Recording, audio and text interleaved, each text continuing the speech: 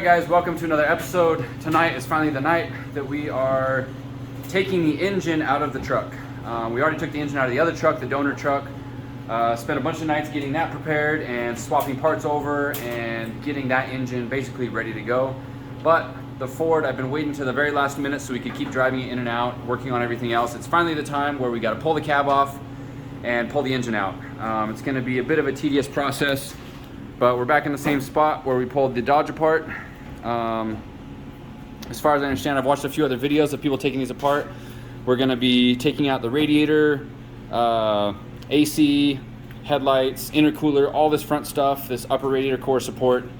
I believe all that needs to come off. We're going to do the bumper. We probably don't need to, but we're going to pull it off anyways. We'll probably remove the hood so we got a little bit more space.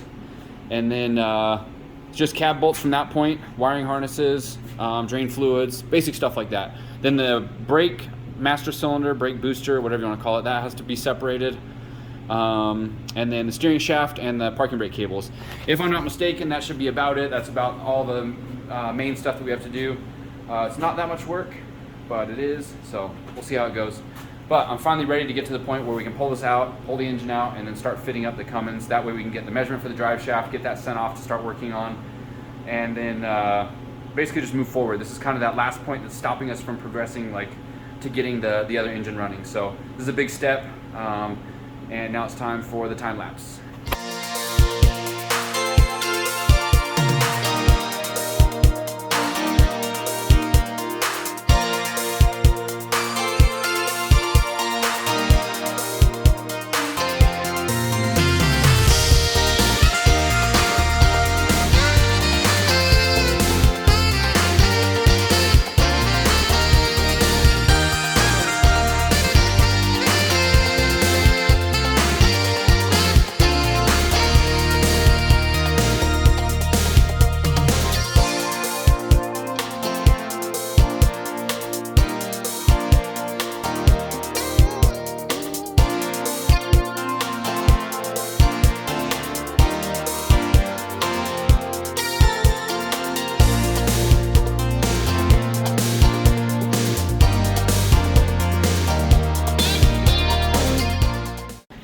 So we got to the point where the whole front of the truck is apart, and the steering shaft is undone, the brake booster is undone, and it's time to remove the cab bolts and then lift the truck up.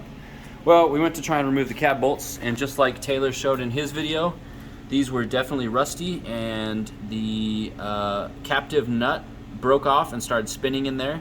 So the tab that's holding the nut is just like spinning around inside of there, and you can't quite get a socket on it because of the angle. So we tried to put a wrench on it, and that was not working very well, and it's getting late and frustrating, so I'm probably just going to cut the bolts off tomorrow. And aside from that, we decided, well, let's move to the bolts that are further back on the truck, and 2 out of the 8 came off, and the other ones all spun just like those. So I imagine we're dealing with a bunch of problems. We've got 1, 2, 3 going along the side, and then 4 up front, so 4 on each side, 8 total cab bolts, and they are not cooperating. So I'm gonna call it a night for tonight. We'll come back just like we did on the Dodge and get back to it for another day of not fun work, because it's gonna be just laying on the ground underneath with a grinder, cutting those bolts off. I guess the one good thing, maybe tomorrow, all this coolant will be dried up, and I can just wipe up this mess and not be laying in dirty oil and coolant. Also, when I was draining the coolant earlier, well, not draining, I was taking off a coolant hose to one of the coolers, and I just got that pressurized coolant right in my face, down my shirt, down my back, on my legs, and it was made for a pleasant evening of tasting coolant every time I lick my lips. So yeah, we'll call it a night for tonight, and get back to it tomorrow. Alright guys, we're back again, working on this thing. Kelly's back from the dead. Not really, he's still dead. And we're ready to pull the cab. We fast forwarded a few steps because it was really boring. Disconnect the shifter cable, what else? We had to get those bolts out. They were Oh yeah, that's where we left off last night. All the bolts were rusted and seized in there, so I was ready to come in this morning and just like chop them all off. And Kelly, with the voice of reason, is like, hold on now. If we cut them off, we're gonna have problems getting them out. Let's like take a little bit of time and figure it out. We were able to slip a 22mm socket down through the floor, so we had to pull the carpet up, which wasn't that bad.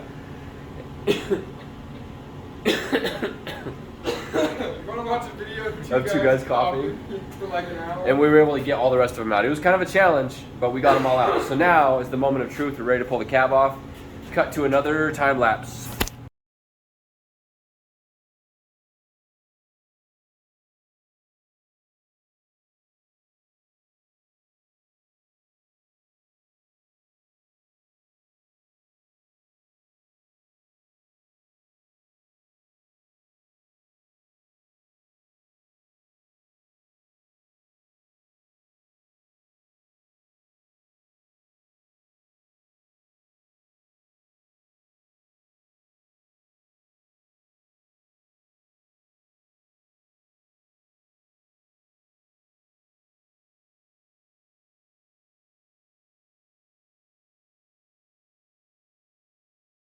We did it. We got the cab off. Now we got access to this junk motor. Oh man. Quite a bit of space under here without the cab. You see we got it ratchet strapped down. Holding the body on pretty well. So now it's time to take the motor out. And we got to slide the transmission back, I believe 2 inches. I think it was from these holes to these holes. That makes sense. Just slide it back a little bit. And I got some cab mounts too to put in here, some polyurethane ones. So we're gonna get back to work. Keep moving. All right guys, so we got the cab off of course, and we're getting ready to pull the engine out. Got all the trans bolts. We had to pull some of the sensors out to reuse on the 5.9, like oil temp, oil pressure, I think fuel temp, and coolant temp. So those ones will be adapted to the 5.9 engine.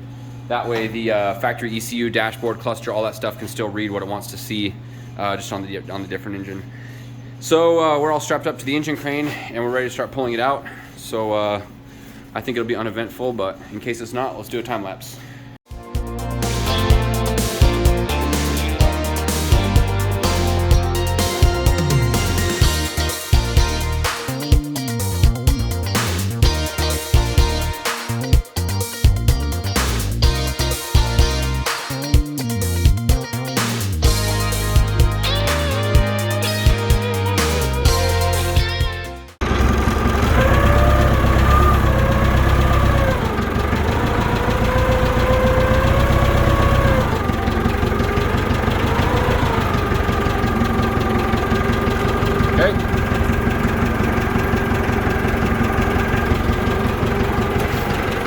All right, so we got this engine ready to go in.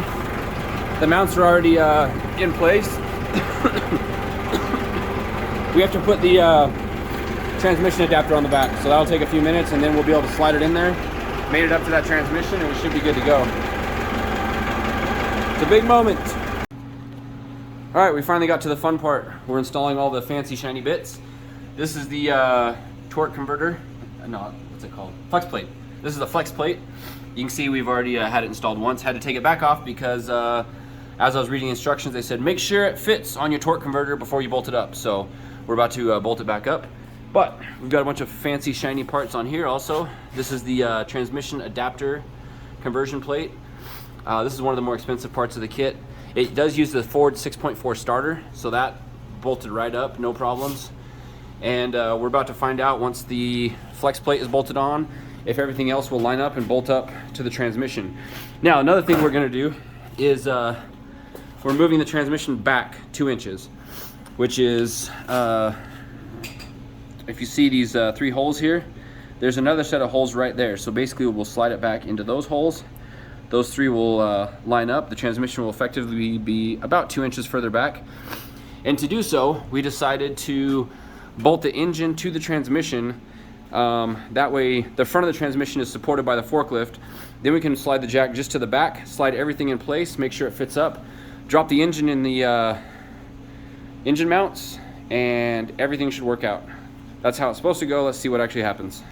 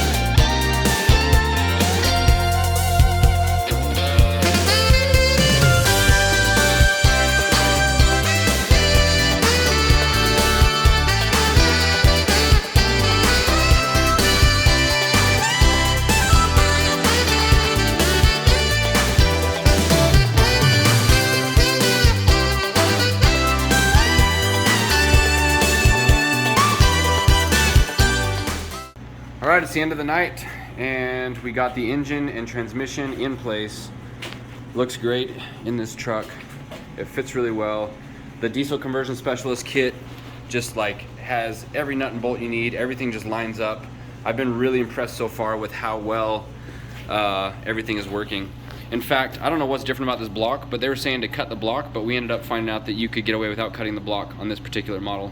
So I trimmed the edge of it off in one spot, but not the other.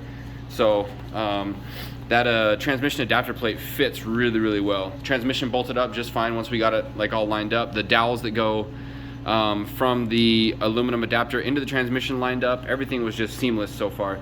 We were able to move this back 2 inches. And it fit just like it should. You can see the drive shaft is just a little bit long, so we can get a good measurement of that tomorrow and then take the drive shaft to the drive shaft shop. And everything else just looks like it fits well. We gotta do the adapter sensors, do a couple more things on this motor, mount the turbo, stuff like that. But all in all, it was a productive night because the engine is in place where it belongs, and now the real stuff can start happening. It's all real stuff. But I just feel like once the engine's in place, like, you really make strides forward, and a new breath of life is breathed into the project. So that's where we're at this stage of the project. I'm gonna call that the end of this video for tonight. Thanks to Enrique for helping me out, staying late and helping me get stuff done.